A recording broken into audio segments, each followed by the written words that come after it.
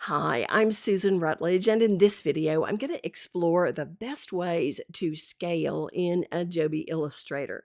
And it may not be the same for every single one of your projects, so it's a good idea to understand the various ways that Illustrator has provided for us to do it. Now, we'll obviously look at the scale tool, but I'm also going to look at the bounding box, the transform tools, and an unexpected way to scale, and that's using the offset path tool.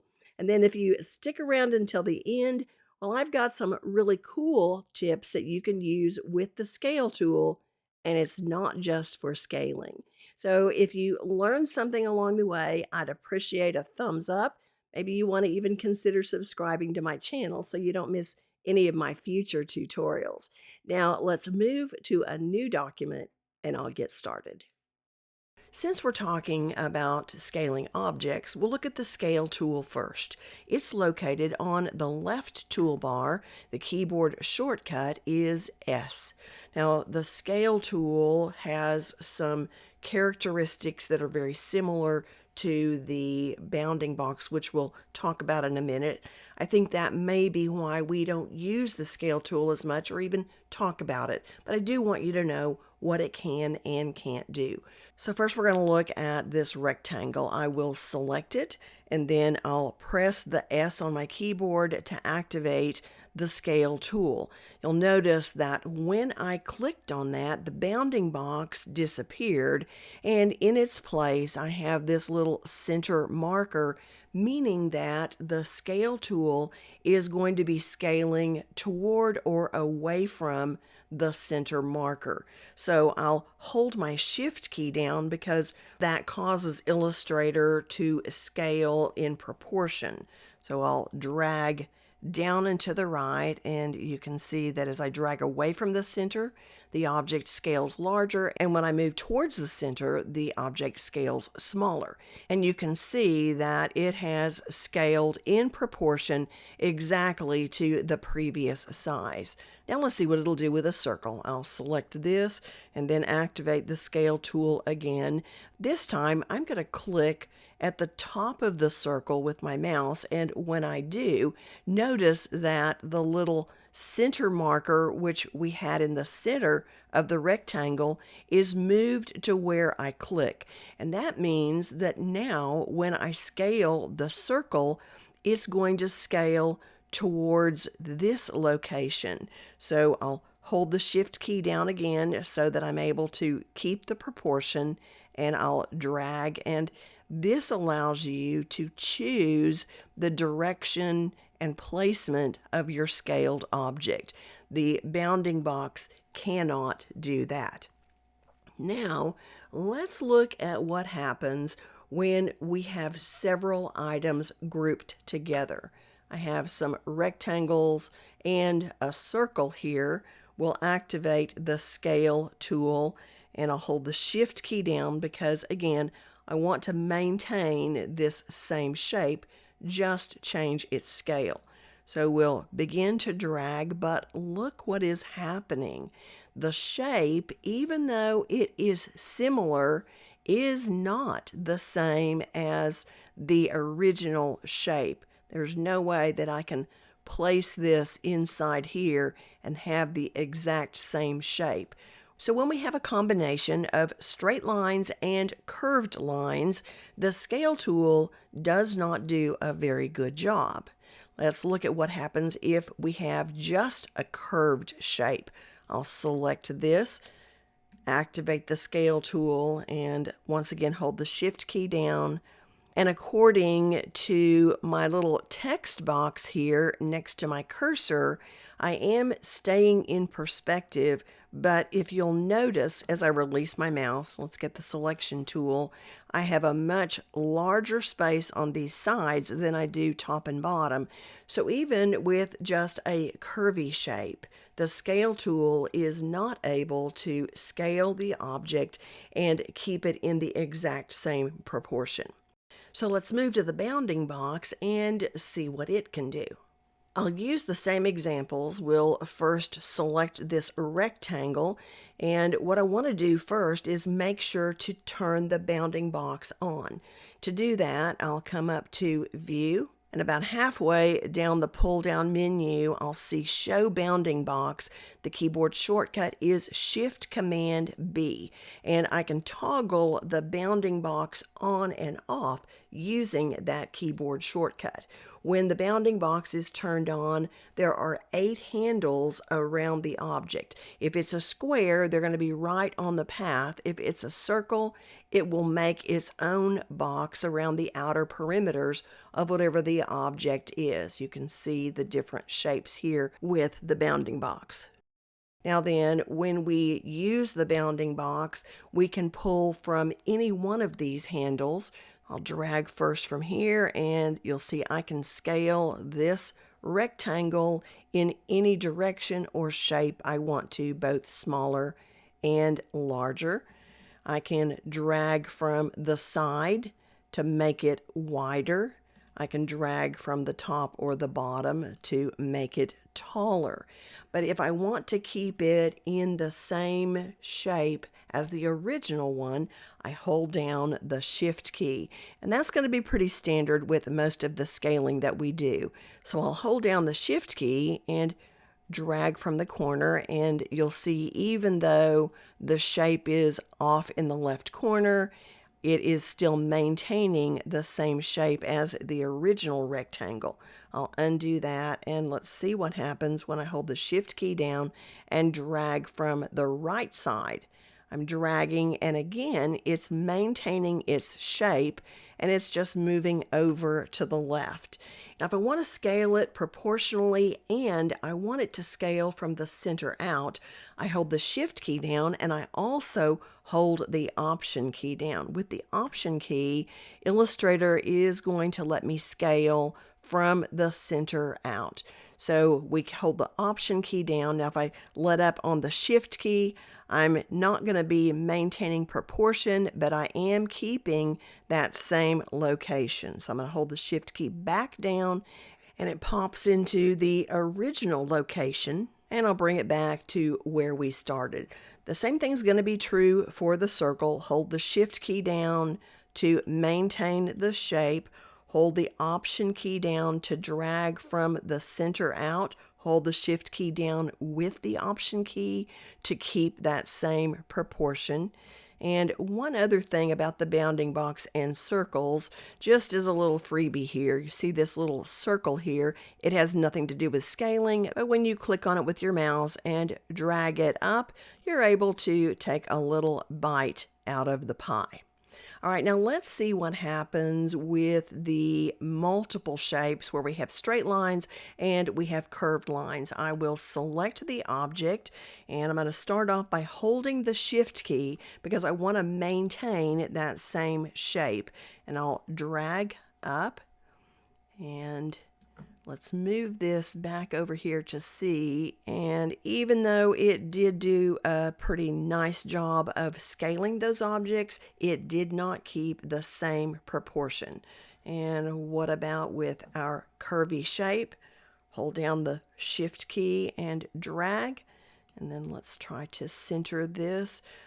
So we have kind of the same shape, but it is not the same perspective. It's wider on the sides than up and down. So just like the scale tool, the bounding box isn't able to accurately scale your straight and curved objects or even your random curves, but it does do a good job and is easy to use with rectangles and with circles. Next, let's move to the transform tool. The transform tool is also going to be limited in terms of those odd shapes and those random shapes. So we're not going to look at that, but I want to show you what the transform tool can do. I have 2 exact objects here. We'll select this one and see that it has a 14-point stroke and it is filled with a pattern. I'll come up to Object, Transform, over and down to Scale, and this is what we're going to be working with, the Scale dialog box. Now the first thing we notice is that we can scale uniformly or maintaining that same shape, or non-uniformly. where I can specifically scale just horizontally or just vertically. I'm going to take my mouse and just scroll down. You can see this is the horizontal scale and this is the vertical scale. I wanted you to know you could do that, but most of the time you're probably going to want to stick with a uniform scale. And let's type in 50% here, and then look at these other options. Scale corners and scale strokes and effects are not checked, and transform objects and transform patterns are. So what that means is we're transforming the size of the object, and it's going to be 50% when we finish this out. And also the pattern is being reduced at the same rate. But the corner is going to stay the same as the original corner, and the stroke is going to stay at 14 points. So I'm going to say OK, and we end up with exactly what we asked for, an object that is scaled at 50%, but we have maintained the 14-point stroke and the same decorative corner. And really the only time where checking scale corners is going to matter is when you have a decorative corner, because that'll never affect a 45-degree angle. But let's just lay this on top and you can see that that corner is exactly the same. Now I'm going to undo the move and show you a setting where you can change this option in Illustrator. We'll come up to Illustrator, Settings, and choose General. And right over here you see Scale Corners and you see Scale Strokes and Effects. If I select these two items and say OK, and I come back up to Object, Transform, Scale, notice what happened by default. First of all, Illustrator checked scale corners and scale strokes and effects by default. The stroke is now down to 7 points and the curve has been scaled as well. Let's undo the move, keyboard shortcut Command Z, and I'm going to come back up here and turn those settings off because I don't want that to be the default. And I'll say OK. So we know what it can do and we know how to change the stroke and effect. But what about if you wanted to keep the shape of this design exactly the same size, but the pattern itself is too large? Let's come back up to Object, Transform, Scale. I'm going to leave scale corners and scale strokes and effects unchecked, and I'm going to turn off transform objects because I only want to change the pattern. And so we leave transform patterns checked.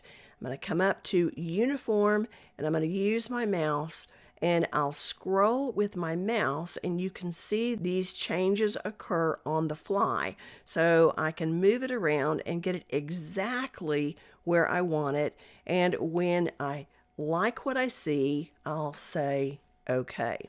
So if you have an object that you want to scale that includes the stroke and the corner and the pattern, the transform tool is the tool for you.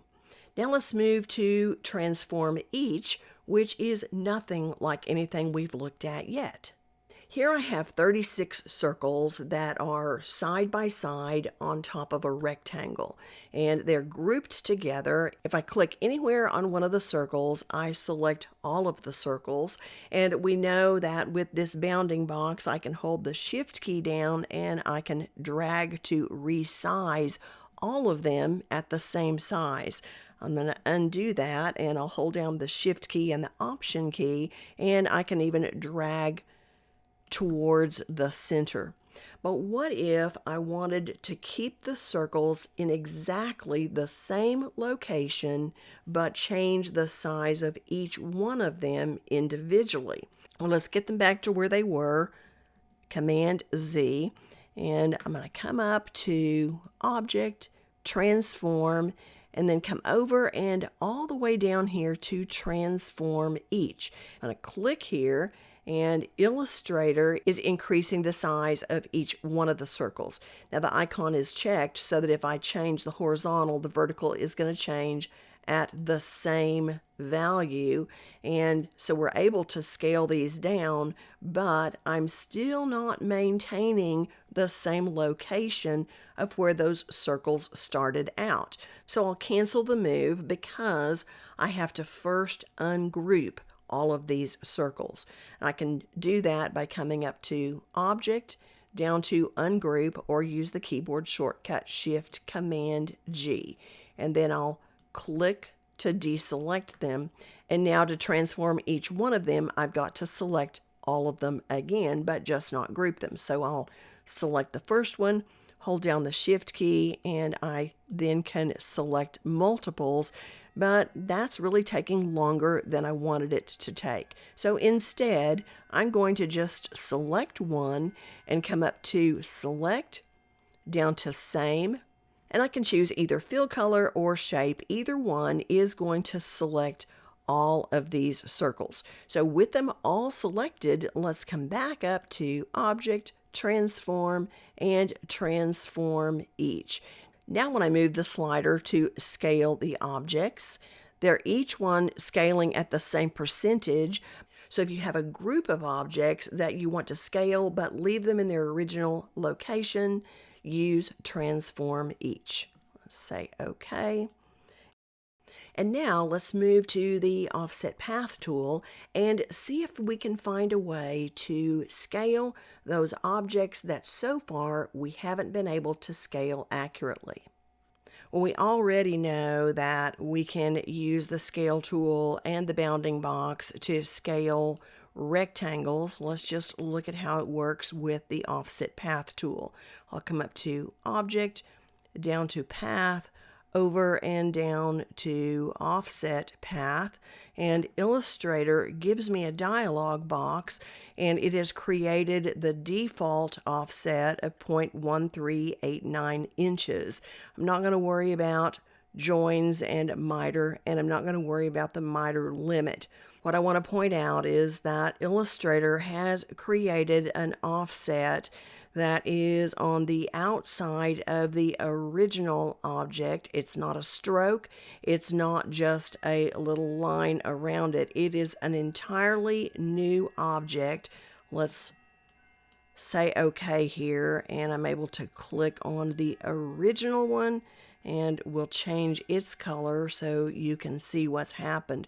So we have two objects now, the original, and then here is the offset path, which was created, and it is exactly the same shape, just a little bit larger.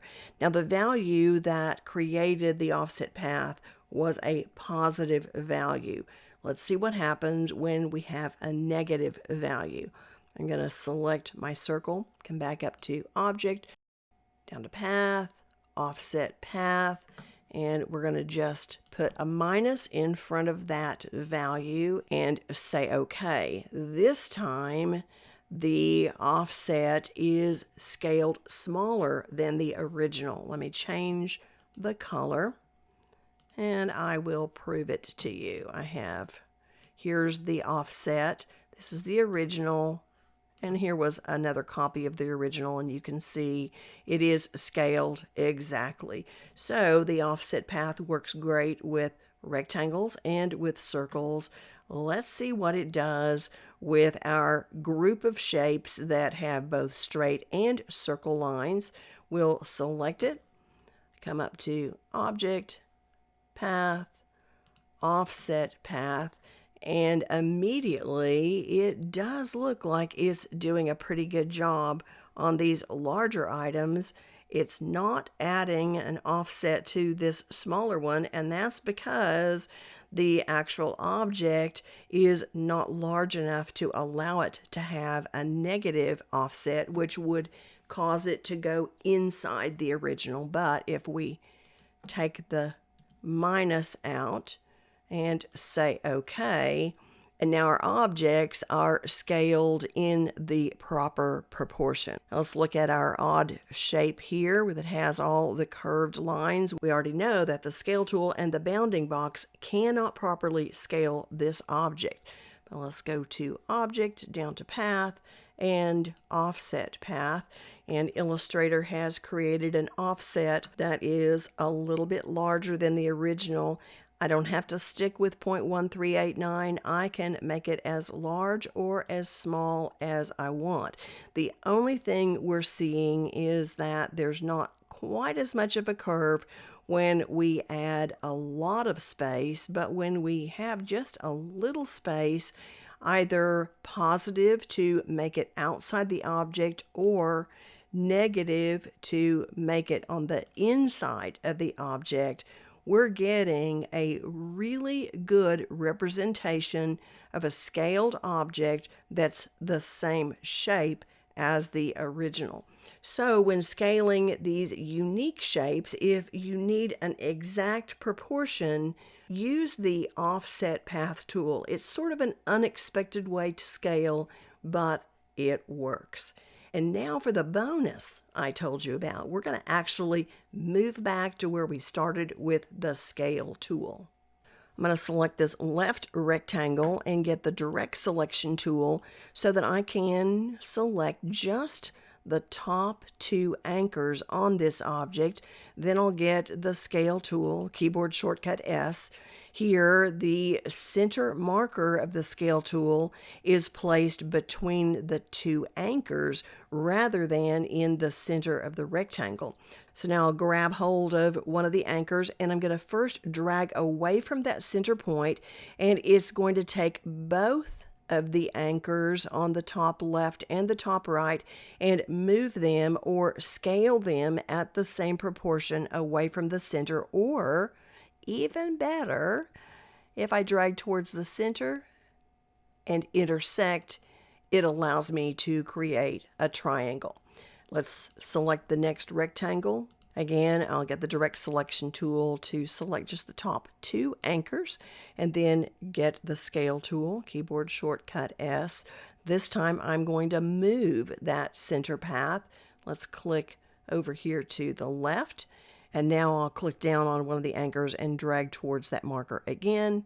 And this time both of the anchors move to meet together at that location.